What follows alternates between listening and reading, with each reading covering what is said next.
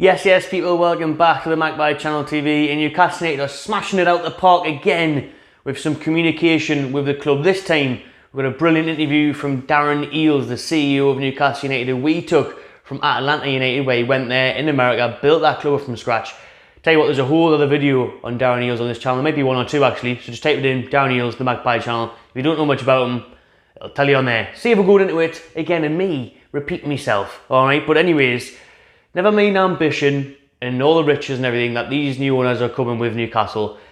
How nice is it just to have some transparency, some communication with the owners, you know what I mean, some engagement. We've seen it last week with the takeover 1 year anniversary. We had Stavely, Gaddafi, Reuben brothers, Yasser Rami and the chairman put out a letter, and now we've got Eales and Ashworth giving out interviews left, right and centre in the last couple of days. So this one was from Darren Eales last night. He was on BBC Newcastle. Brilliant interview. I think you can listen to it on BBC Sounds or something like that again.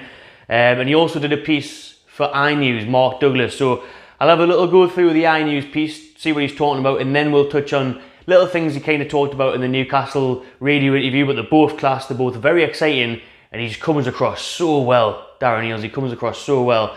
So let's dive into it, get the specs on. And what he first talks about is that they are going to likely explore Saudi sponsorship. He says they are going to reach out to our majority shareholders, PIF, all of their interests and shares that they've got in global companies, to get involved with Newcastle United, because we have to do that to match their lofty ambitions of winning the Premier League. So we're going to try and touch in on the Saudi sponsorships, get that big money through the door, allows us to battle FFP and allows us to produce and sign the best players to become the best team. Now, Eales and Ashworth have spoken about how much of a skeleton club Newcastle is, how there's no infrastructure, there's no nothing, how we're just happy to just float around and survive. And he says it's shocking how much the lack of commercial revenue they're bringing in, they're trying to bring in, the department who work there. There's so much to do, and by bringing in these Saudi sponsors is a way to really start increasing that. Now, on to some of the big juicy stuff is that Eales has said they do want to expand St James's Park. He has confirmed that in this interview. It is there in writing. I said it ages ago, there was a video on it. There was videos done on potential new stadiums, which will be the case in the future. I'm telling you now, 10 years time, maximum, we will be looking at a new stadium because of the way we are going and the way we want to go, the trajectory of the club to win leagues, to get global fan bases, to be in Europe. Look at the demand for tickets now. When we just came out of a relegation battle, when this is our first season, you know what I mean? So, and we haven't, the demand for tickets was at the start of the summer before we'd even signed the likes of Isaac. So the demand is there. Newcastle could easily sell 70,000 season tickets, I think, easily.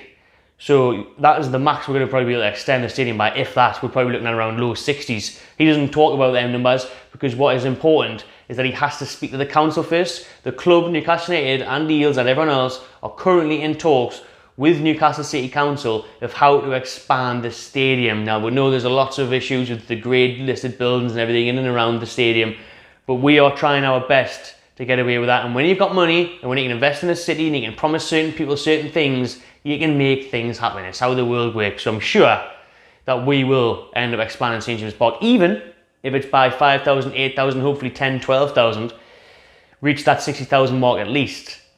We will extend it. We will be extending it because Eales has talked about it. Yeah, let's see exactly what he said. He says they are focusing on that expansion because they want to stay at the current home for now, because he says it's a brilliant place. He says the cathedral on the hill, just like Udasi says. He says how it's in the centre. He says he loves the fact that there's 108 pubs around the stadium. He loves the fact that there's so many pubs around St James's Park and that they've got that record in the Premier League and just how much of a buzz it is being in the centre, how iconic the stadium is. He says they don't want to move away from that, and they wouldn't yet. It would be daft to.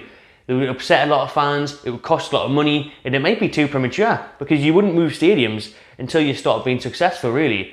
We move stadiums now and then all we do is keep finishing 9th or 10th every year, and then players don't want to sign for it. We haven't got European football.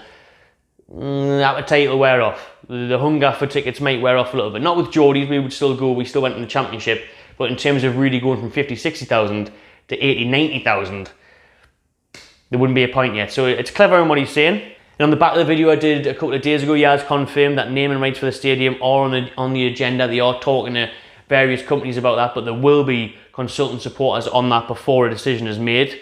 And like I said the other day, Eales has mentioned the fact that we aren't Man City, we aren't Chelsea. We can't just have a blank sheet of paper and spend what you want. There's regulations in place, so we have to get from A to B in a smart way. So he's saying, you know, like I said the other day, there's not just an endless pot of cash where you can get signings wrong and then sign another player. We need to get everything right, so it's crucial that we do the right things early. And he's talking about Saudi Arabia. He's saying a country like Saudi Arabia, with a young population, 36 million and growing, football is the #1 sport, and there is some natural affinity there in terms of the commercial value of having an association with Newcastle. So essentially what they want as well is everyone in Saudi Arabia walking around in black and white tops. Do you know what I mean? They want to be selling the kits over there, selling the brand over there. Not just there though, America, Australia, all over. So that was from iNews, the paper there online. This is from BBC Newcastle, just some phrases that I saved when listening to the interview last night. Again, obviously the main point of the video being the stadium expansion is what we will focus on. The stadium expansion, Darren Eales calls a champagne problem. He says it's one of the main areas we are looking at. But he says because we're sold out, it's not like a situation in the past where you're giving away tickets. Nice little ticket actually there. You know what I mean? When you had to give away half season tickets for free to 10,000 people.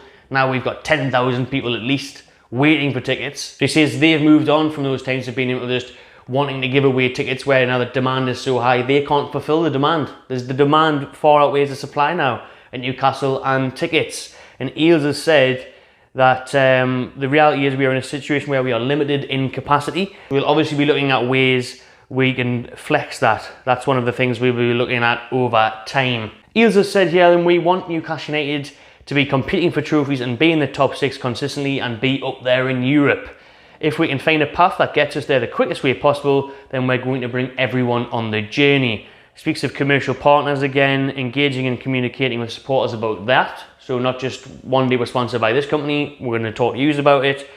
He says for us, for the club, it's about talking with our supporters and being open by saying, look, we all want to get to this place, and to get to this place we need to bring in commercial revenue. So that's pretty much it of what he's saying. I don't want to waffle on too much longer. He's essentially saying that we do need to reach out to Saudi commercial partners to increase our revenue, to battle with FFP, to be able to sign top players and move forward and get to winning trophies, to get into Europe as quick as possible. By doing that, we're going to have to rename the stadium. You will be consulting fans on that. And the demand for tickets is a growing issue behind the scenes at the club that they are trying to work on. And by doing that, they are talking to the council, trying to expand St James's Park, try and come to a way to be able to do that, to get more people inside St James's Park, sell more tickets, increase the revenue that way. But the goal is to stay at St James's Park for now, in that city centre location. All of the owners love it, the fans love it. Keep it there, but try and expand it, try and increase the capacity. Right, and thanks for watching everyone. Make sure you drop your comments below, subscribe to the Magpie Channel TV, and enjoy yourself.